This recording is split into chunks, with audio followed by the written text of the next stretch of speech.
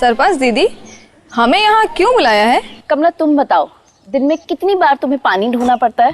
दीदी, दिन में कम से कम 2-3 बार तो ढोना ही पड़ता है। कमला, तुम्हारे जैसी गांव की सभी औरतें और सभी गांव वालों को पानी भरने के लिए घंटों खराब करने पड़ते हैं। उसी का समाधान करने के लिए हम यहाँ पर इकट्ठा हुए हैं। आप सभी को तो पता ही है, जल जीवन मिशन गांव-गांव में नल से साफ पीने का पानी ला रहा है। इस काम को अपने गांव में पूरा करना हम सभी की जिम्मेदारी है। हमें अपने गांव में भी ग्राम पेयजल स्वच्छता समिति यानी पानी समिति बनानी है। ये समिति बहुत जरूरी काम करेगी। पानी समिति पीने के पानी की योजना की प्लानिंग, योजना को लागू करने और इसके रख रखाव में पूरी जिम्मेदारी के साथ काम करेगी। समिति ये भी देखेगी कि हर घर तक नल से साफ पीने का पानी पहुंचे। इसके लिए हमें मिलकर योजना में 5 से 10% अंशदान देने के लिए गांव वालों को मनाना होगा। पहाड़ी और जंगली इलाकों, पूर्वोत्तर और हिमालयी राज्यों तथा 50% से ज्यादा SC/ST आबादी वाले गांव को पानी समिति के लिए 5% अंशदान देना होगा, जबकि बाकी गांव के लिए जन भागीदारी का हिस्सा परियोजना की लागत का 10% होगा। रकम जमा करने का काम समिति का होगा। समिति को ही बैंक में खाता खोलकर पैसों का सही तरीके से हिसाब और ग्राम सभा में रजिस्टर के खर्चों का रिकॉर्ड रखना होगा। पीने के पानी की योजना के रखरखाव, नए कनेक्शन देने और पाइपलाइन को ठीक करने, पंप ऑपरेटर, प्लम्बर नियुक्त करने जैसे काम भी समिति को ही करने होंगे। अरे सरपंच दीदी, पानी समिति का काम तो बहुत जिम्मेदारी वाला है।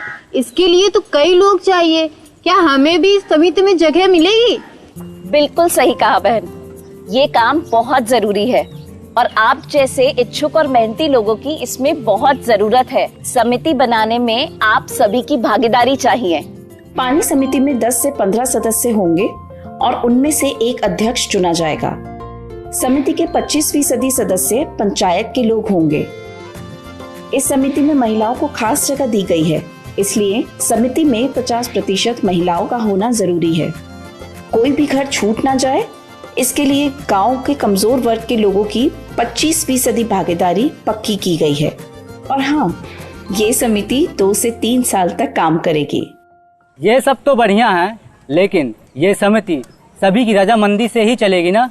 बिल्कुल, सभी की बात सुनी जाएगी और इसके लिए भी नियम तय हैं। पूरा साल ठीक से काम चले, इसके लिए साल में पानी समिति की कम से कम 4 बैठकें होनी होंगी और हर मीटिंग में 2/3 सदस्यों का होना जरूरी होगा।